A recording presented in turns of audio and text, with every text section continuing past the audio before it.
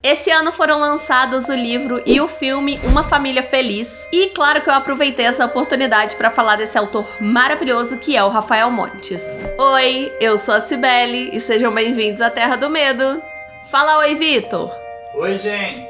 O Rafael Montes é um escritor que você pode já ter ouvido falar por conta de Bom Dia, Verônica e talvez agora por conta de Uma Família Feliz, que o livro, gente, entrou para a lista dos mais vendidos. Mas ele também trabalha como roteirista e ele já participou de projetos na GNT, na Globo, por exemplo. Desde que eu li o primeiro livro do Rafael Montes, eu virei fã dele e resolvi conhecer as outras obras dele, os outros livros dele. E ao todo, os livros dele são Suicidas, Dias Perfeitos, O Vilarejo, Jantar Secreto, Bom Dia, Verônica. Bom Dia, Verônica, inclusive, ele escreveu junto com a Ilana Casoy. E aí vem Uma Mulher no Escuro, Mágica Mortal e, finalmente, Uma Família Feliz. Eu não li os livros dele na ordem de lançamento, apesar de que o primeiro que eu li foi realmente o livro de lançamento dele. Mas eu vou falar pra vocês aqui, eu vou falar dos livros pela ordem de lançamento. E esse vídeo não vai ter spoiler, porque eu quero espalhar a palavra mesmo, gente. Eu quero que todo mundo saia desse vídeo com muita vontade de ler Rafael Montes. Suicidas, de 2012. A gente precisa arrumar um codinome pra falar esse nome desse livro, senão esse vídeo vai ser desmonetizado apenas pelo nome do livro.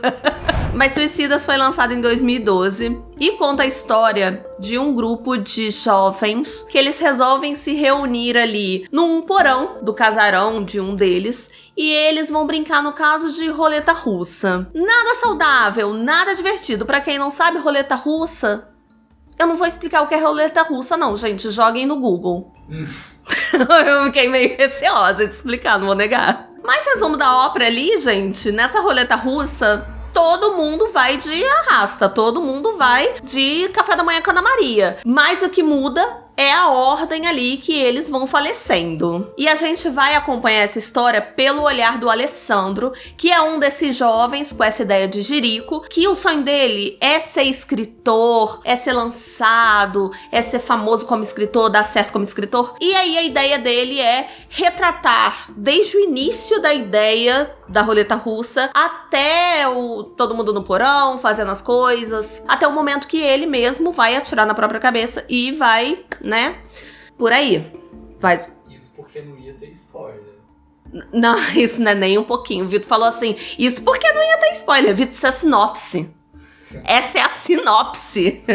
E basicamente o livro é dividido em duas partes, assim, mas concomitantemente. Não é um blocão e outro blocão, não. Mas a gente vai acompanhando ali o que o Alessandro tá escrevendo sobre a experiência da roleta russa. E também as mães de todo mundo que participou dessa roleta russa na delegacia prestando depoimento. Agora, é muito louco de imaginar que o Rafael Montes escreveu esse livro quando ele tava saindo do ensino médio, assim, entrando na faculdade. Nesse meio limbo ali, foi quando ele escreveu o livro. A primeira coisa que me deixou interessada no livro, claro que foi o título, né? Chama muito atenção, querendo ou não, mesmo sendo um título pesado. Mas a história me deixou muito interessada. Mas não é só a história que prende a gente do início ao fim de um livro. Eu já larguei vários livros que eu tava interessada ali na história, saber o que ia acontecer, mas a forma de escrita não tava ornando muito, não tava me apetecendo. O que não acontece com o Rafael Montes, gente. Ele tem um jeito de escrever que vai deixando a gente roendo as unhas e esperando até o próximo capítulo, sabe? E os capítulos vão se alternando, então você termina um capítulo com o Alessandro, e aí você vai pra um capítulo que é as mães na delegacia prestando depoimento. Apesar de você ficar triste porque saiu do núcleo do Alessandro, que você tá curioso com aquilo ali, você fica curioso também com a história da delegacia das mães. Inclusive, essa parte das mães me lembrou muito o livro da peça Conselho de Classe, do Jobilac, que tem esse jogo, assim, entre personagens conversando numa mesa redonda, e a partir de certo momento você já identifica qual personagem é qual, independente de você saber o nome de quem tá falando, porque as características de cada um são muito fortes. E já que a gente tá falando do primeiro livro dele, é importante a gente saber que uma coisa muito presente nos livros dele, do Rafael Montes, são personagens babacas. Aquele típico, nem todo homem, mas sempre um homem. É basicamente isso. Você vai quase sempre odiar algum personagem, se não o protagonista. E mesmo assim, você fica interessado querendo saber o que vai acontecer. Fora que tem alguns problemas ali que às vezes eu acho que o Rafael pesa um pouquinho a mão, como machismo,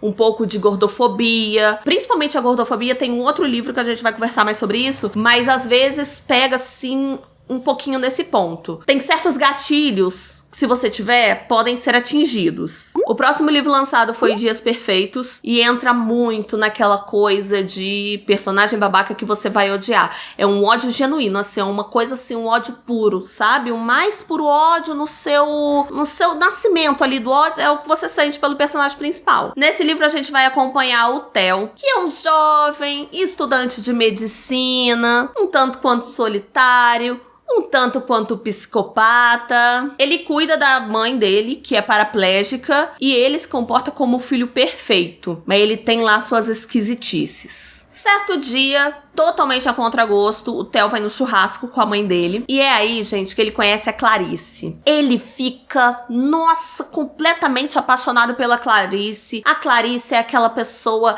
de espírito livre, sabe? Eu imagino ela de cabelo pintado. Sabe a Mônica, de Eduardo e Mônica? Da letra do... Eu imagino ela assim, sabe? A Clarice é aquele espírito livre, aquela pessoa de humanas. Ela quer ser roteirista. Ela começou a escrever, inclusive, um roteiro. E o Theo, ele fica encantado com ela. Ele fica completamente apaixonado. Ele pensa assim, eu preciso ter essa mulher para mim. Eu já falei aqui algumas vezes que geralmente eu evito ler sinopse de filme, livro, porque eu gosto de ter ali a surpresa, eu gosto de ser pega de surpresa ali do que eu vou encontrar. Eu demorei bastante a ler Dias Perfeitos por causa desse título. Não vou negar, porque eu pensei que seria uma coisa calma, uma coisa de boa, sabe? Uma vibe mais romântica. Mas aí eu li alguns livros do Rafael Montes e eu pensei assim, não é possível que esse homem fugiu tanto da curva assim e escreveu sangue, mortes, carnificina e do nada um romancezinho meloso. Vou conferir Dias Perfeitos. E ainda bem que eu dei essa chance, gente, porque não tem nada de levinho, nada de romance, nada desse tipo de coisa. É bem pesado, tá? Bem pesado. E numa entrevista que eu assisti do Rafael Montes, que ele deu pra um programa chamado Sem Censura,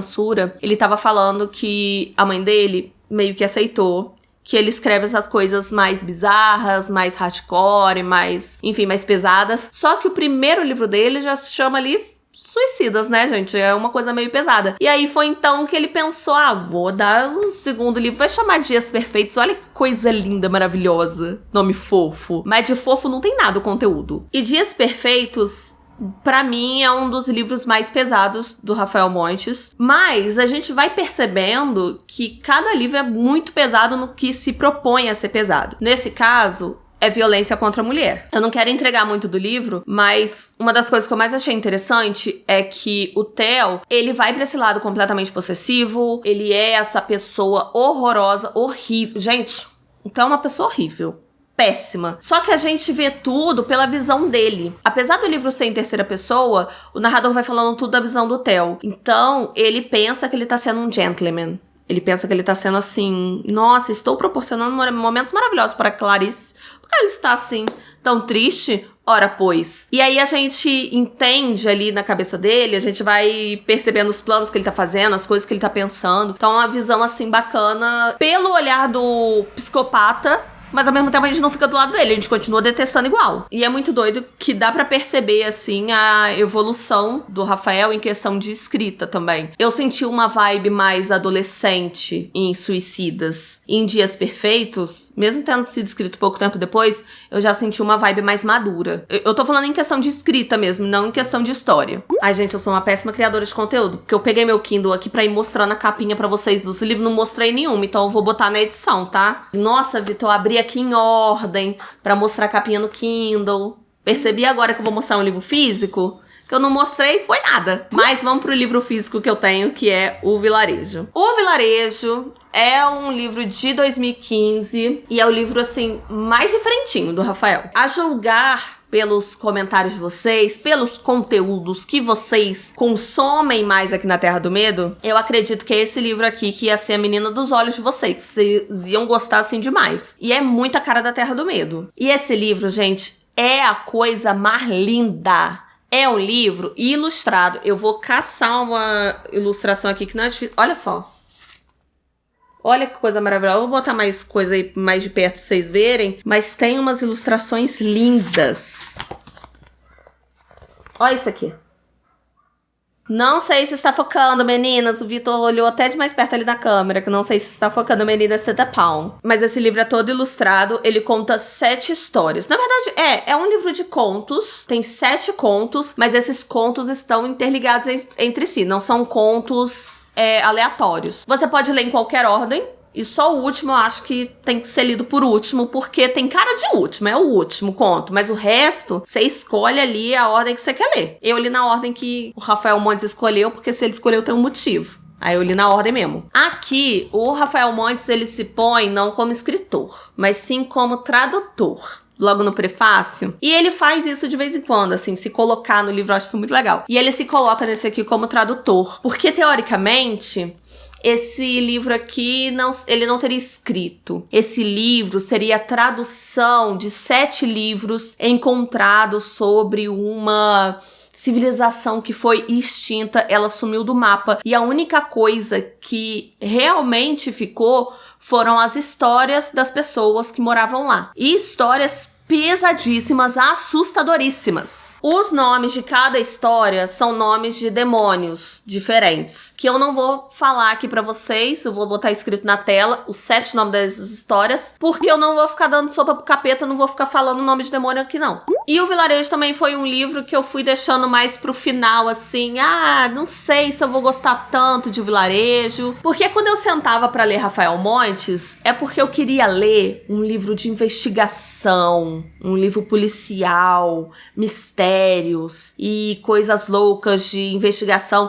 E logo no prefácio, esse livro já se coloca como são histórias muito assustadoras de uma vila que sumiu e ninguém queria traduzir esses livros. Foi uma mulher de um sebo antigo que encontrou esses livros e não queria perto dela de jeito nenhum. E nem o tradutor da língua que entendia não queria traduzir, aí deu um dicionário pro Rafael Montes pra ele se virar, pra ele traduzir esses livros. Aí tava indo muito pra esse lado do amaldiçoado, do sobrenatural, que eu gosto muito de ler também. Eu já li vários livros que são de terror pra esse lado, sobrenatural, amaldiçoado, coisas mais assim, místicas. Só que quando eu sentava vou ler um Rafael Montes, eu queria ver mais uma investigação mesmo, um livro policial. E ainda bem que eu comecei a ler o Vilarejo sem esperar investigação, polícia e etc. Porque é realmente um livro que vai mais pra esse terror, mais maldições, sobrenatural. E tem uma coisa no terror, quando a gente consome muito terror, e no caso,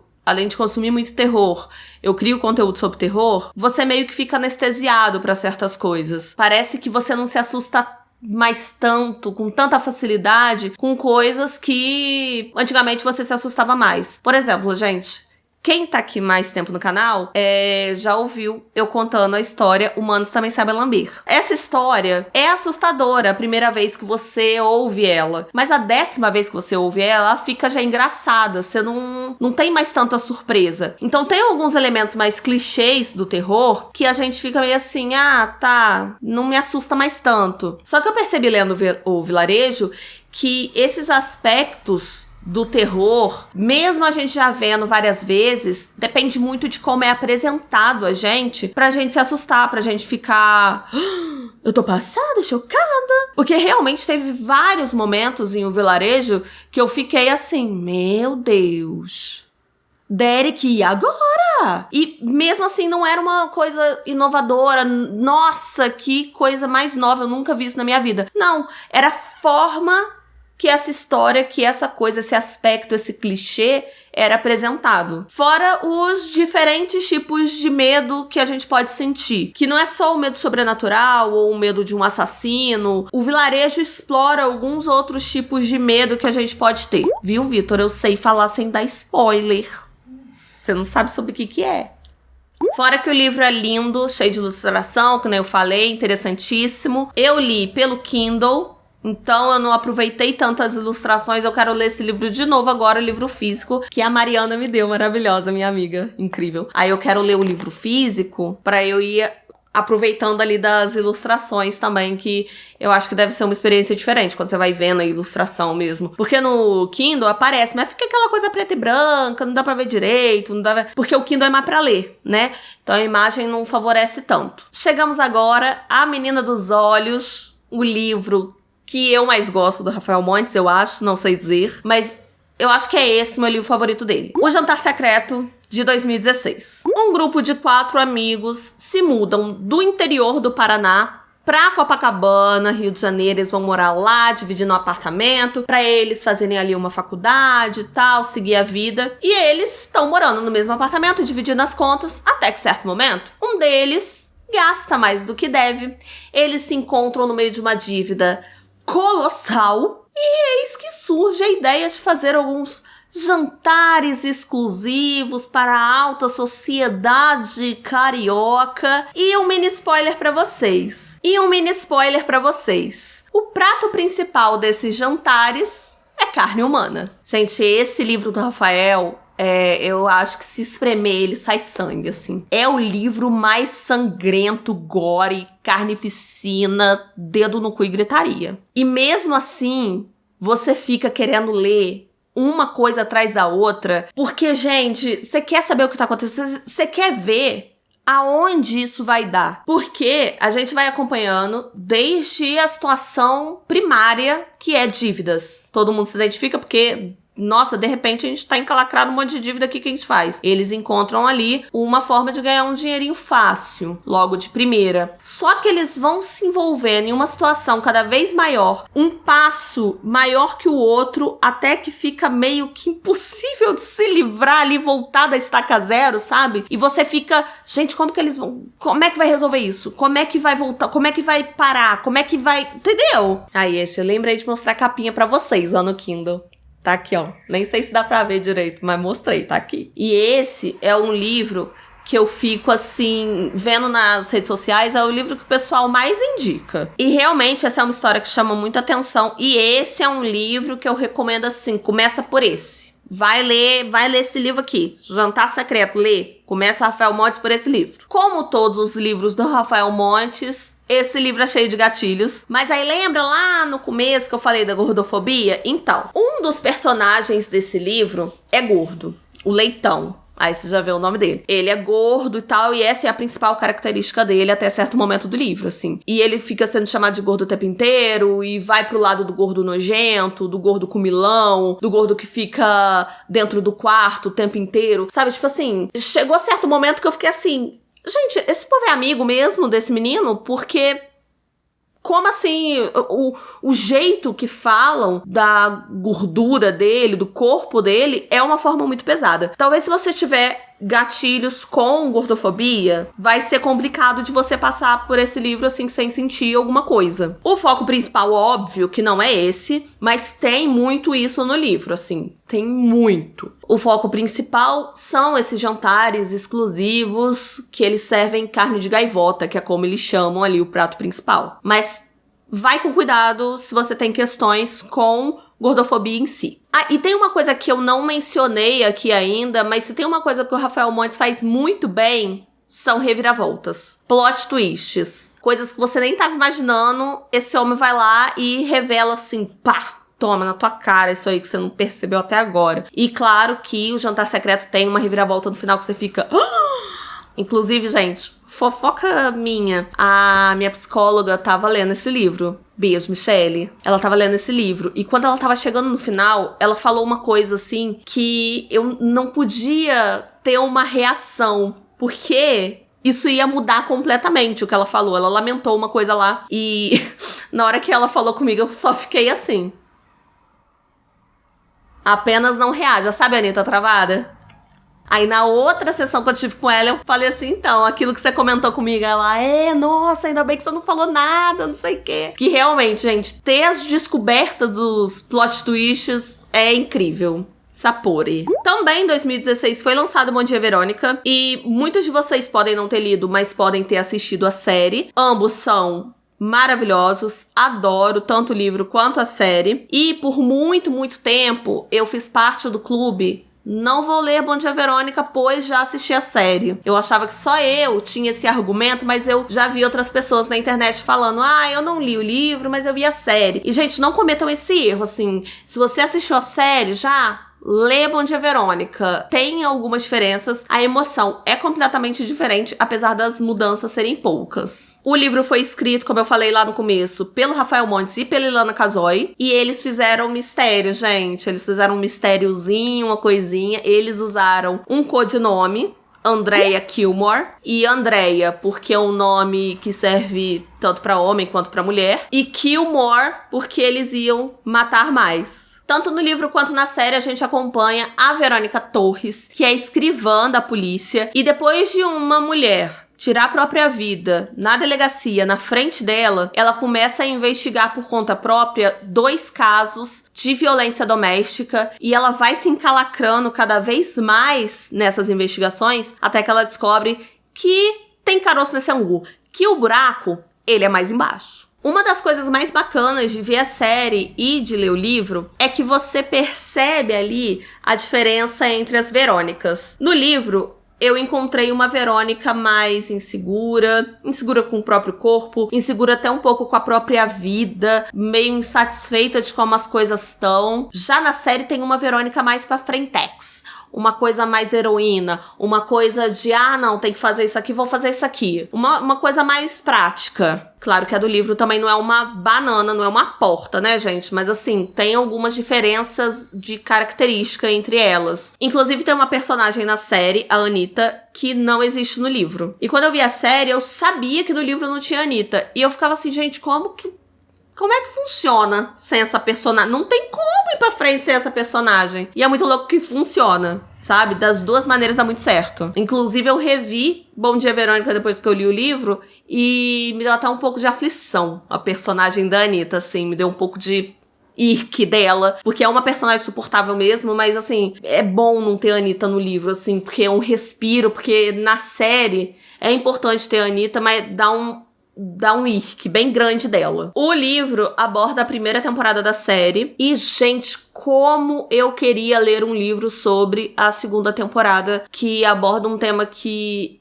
eu tenho muito interesse, assim, de ler sobre, que é essa coisa dos falsos profetas, a segunda temporada também fala sobre abuso sexual e sobre o quão importante é as mulheres se juntarem ali. Nossa, parecia agora uma feminista cirandeira falando, mas realmente, assim, é importante as mulheres se juntarem quando elas sofrem uma coisa assim pra ter uma voz maior. E não adianta, gente. Não teve uma inspiração direta, mas não tem como a gente não lembrar do João de Deus, do caso do João de Deus, que inclusive tem vídeo aqui no canal falando sobre esse caso, que é um caso que me dá muito ódio, muita raiva, e é um caso que a gente vê o quão importante é mesmo as vítimas se juntarem, sabe, as mulheres se juntarem pra falar, olha, esse homem não presta, tá? Não é pra esse homem continuar atuando porque ele é um charlatão e abusador. E realmente o Rafael Montes já falou que Bom Dia Verônica foi pensado ali pra ter 3 livros, pra ser uma trilogia. Seria Bom Dia Verônica, Boa Tarde Verônica e Boa Noite Verônica. Então sigo aqui, sentadinha. Rafael Montes, pode escrever junto com você e a senhora Ilana Casoy o Boa Tarde Verônica, que lerei.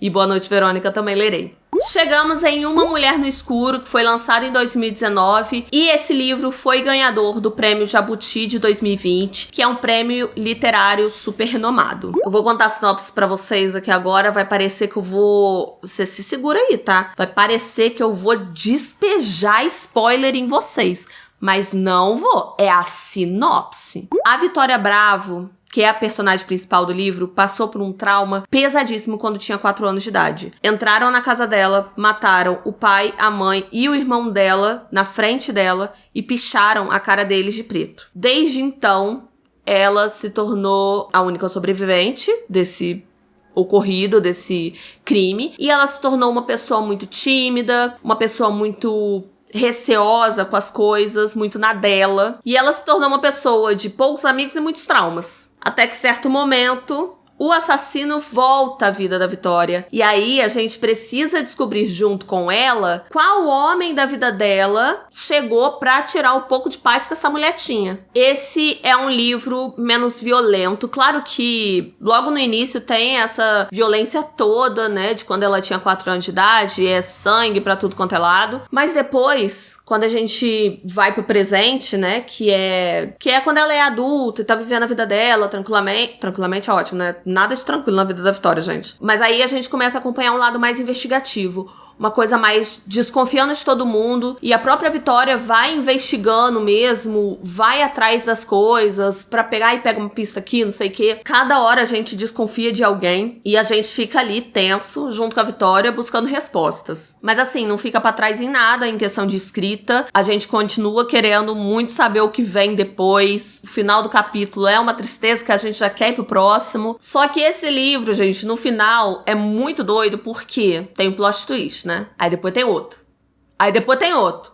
Aí depois tem outro. Gente, é um plot twist atrás do outro. É uma coisa assim que a gente fica até tonto. E olha que eu sou a pessoa do plot twist, tá? Tá aqui a pessoa que adora os filmes do M. Night Shyamalan. Mas eu recomendo esse livro também, fortemente, se você gosta mais de uma coisa psicológica e mais, assim, menos sangrenta. E uma coisa que eu acho muito legal na escrita do Rafael Montes, que eu vou falando aqui com vocês, eu vou lembrando, é a ambientação. O Rafael, ele usa muito o Rio de Janeiro ali, e eu lembrei porque em Uma Mulher no Escuro, gente, parece que eu sei exatamente onde Vitória mora. Vitória mora na Lapa. Parece que se eu for na Lapa, com a descrição do Rafael, eu consigo encontrar o apartamento dela, gente. Assim, em Jantar Secreto, por exemplo. Os meninos moram em Copacabana. Gente, ele vai falando nome de rua. Ele vai falando ali pontos específicos. E é muito legal isso porque eu sempre fui acostumada a ler best-sellers estrangeiros. Principalmente obras lá dos Estados Unidos, que é, assim, o que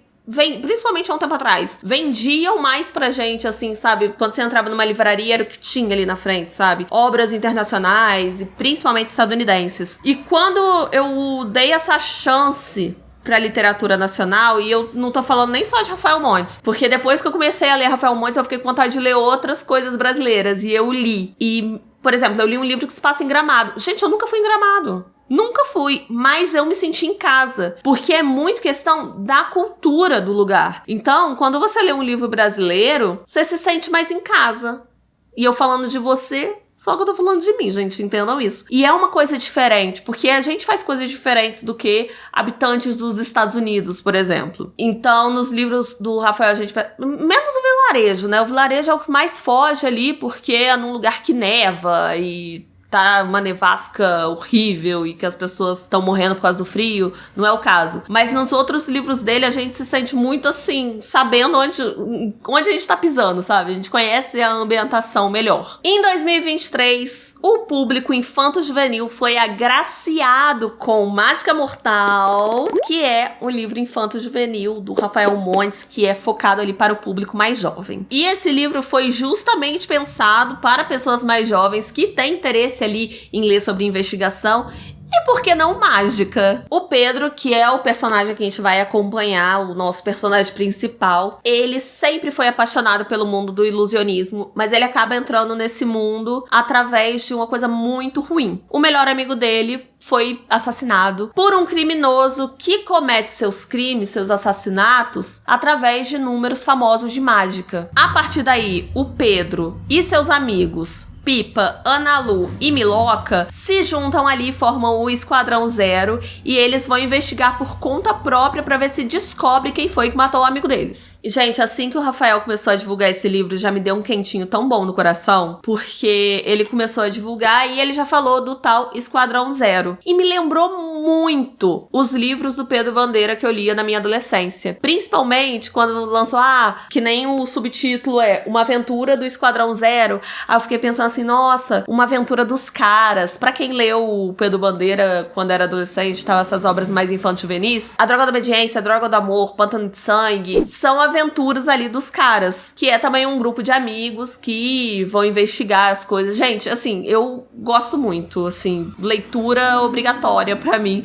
Eu indico pra tudo quanto é adolescente passar na minha frente, sim. Leiam Pedro Bandeira. E aí, beleza, eu já comprei o livro na pré-venda, já com a expectativa de ser uma coisa meio Pedro Bandeira. E, gente, quando eu abro o livro, o prefácio, quem foi que escreveu? Pedro Bandeira. Pedro Bandeira escreveu o prefácio desse livro. E o próprio Rafael Montes falou que a inspiração dele de escrever pro público infanto-juvenil foram as aventuras dos caras. Esse é um livro muito gostosinho, é voltado pro público jovem? É, mas sem perder a essência do Rafael Montes. Tem investigação, tem personagens que a gente fica interessado. Aí, esse sai da regra de personagens que você odeia, tá? Aqui você gosta dos personagens, aqui você vai ler e vai ficar, ai, que bom. Gosto de quase todos. É muito gostosinho mesmo. E dá pra adulto ler, gente. Eu sou adulta. Informando pra vocês. Eu sou adulta e gostei muito. Vamos agora pra essa coisa linda aqui, que chama-se Uma Família Feliz, que lançou em 2024. Logo na pré-venda, assim, eu já ganhei de aniversário da minha prima. Beijo, Aninha. Obrigada. Da minha prima, da minha tia. Beijo vocês. Adorei o presente maravilhoso. E assim que elas me deram o e-book, eu já comecei a ler adoidada. E sempre que eu leio um livro muito bom, eu fico numa mistura de quero enrolar pra ler, porque eu quero que isso aqui dure mais, com eu quero muito saber o que vai acontecer no final. Eu quero muito saber o que vai... onde isso vai dar. No livro a gente acompanha a Eva, uma mulher linda, casada com um homem lindo. Esse homem, advogado, uma carreira incrível. A Eva faz bebê reborn, também faz muito sucesso nas redes sociais, ela consegue vender os bonecos dela. O casal tem duas gêmeas maravilhosas também, lindas, inteligentes, estudiosas. Eles são ricos, moram no Blue Paradise, que é um condomínio fechado na Barra. Dentro desse condomínio tem tudo que você imaginar. Gente, eles simplesmente são uma família feliz. Eles vivem uma vida perfeita. Só que quando a Eva engravida e tem um bebezinho, tudo que tava indo pra frente começa a ir pra trás. Uma característica incrível desse livro é que ele começa pelo capítulo final, pela cena final. Pá, na tua cara. O final do livro é isso. Não... Tipo assim, é exatamente o 30º que falo? Capítulo 30 é 30º? É, né? Desculpa a burrice. Começa por esse capítulo final. E quando o Rafael Montes começou a divulgar falando isso, eu não sabia se eu tinha gostado, se eu não tinha gostado. Fiquei meio assim, menina, mas quando eu li... Porque é interessante, porque quando você lê um livro que começa pelo final, a pergunta que fica é: como vamos chegar nesse ponto? E realmente... No caso de Uma Família Feliz, se esse livro não começasse do final, até ali 20, 30% do livro, a gente já tá se perguntando, gente, por que eu tô lendo isso? Essa família é simplesmente perfeita. Não tem motivo de intriga, não tem um problema pra gente se preocupar com essa família. Só que como começa pelo final, a gente fica se perguntando, meu Deus, não tem como chegar nesse ponto. Como é que vai chegar nesse ponto? O livro estreou pouco tempo, assim, antes do filme. Eu não consegui assistir o filme ainda, gente. Denúncia, porque na minha cidade nenhum cinema tá passando Uma Família Feliz. Eu já queria ter assistido esse filme e não consegui. Eu tô só aquele meme: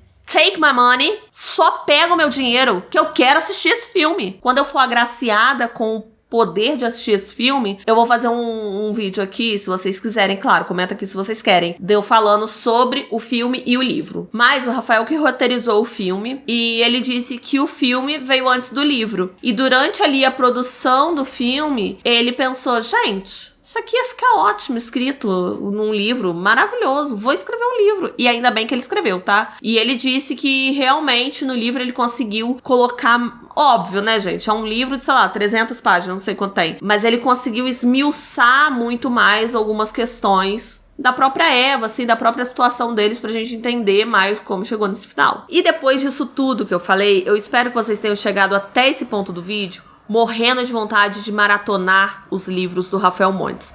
É maratonar, gente? Como é que faz quando a gente lê vários livros do mesmo autor? É maratonar igual a gente faz com série? Lê muito. Vitor falou que lê muito. Eu espero que vocês tenham ficado com vontade de ler muito Rafael Montes. Mas se não ficaram, gente, vai mais uma coisinha aí pra atiçar a curiosidade de vocês. Existe, gente, um Rafael Montes verso, que os livros se interligam de alguma forma. Claro que não é uma, né, tipo a teoria da Pixar, uma grande história que se liga, né? Não, mas você encontra, quando você já leu ali, sei lá, ó, metade dos livros dele, você já consegue perceber, tem uma coisinha desse livro aqui que aparece nesse livro. Por exemplo, em um dos livros que ele citou, acho que foi em Jantar Secreto, já aparecia o livro Uma Família Feliz, na livraria lá, quando um personagem tá olhando os livros. E é muito legal pensar isso, né? Porque você já lê o livro, quando você descobre, você já vai vendo assim, o que eu vou encontrar nesse livro, que pode ter no outro, que não sei o que lá. É bem legal. Eu não peguei todos, mas eu peguei alguns. E eu já falei aqui no canal, que eu adoro easter egg, gente. Easter egg ou fanservice, né? Como falam, eu sou fã e eu gosto de ser servida. Eu gosto quando eu encontro uma coisinha assim. É uma coisinha besta, às vezes um objeto. Tem um objeto muito simbólico em Um Jantar Secreto, que é uma motosserra amarela, amarelo ovo. E quando ela aparece em outro livro, eu fico assim...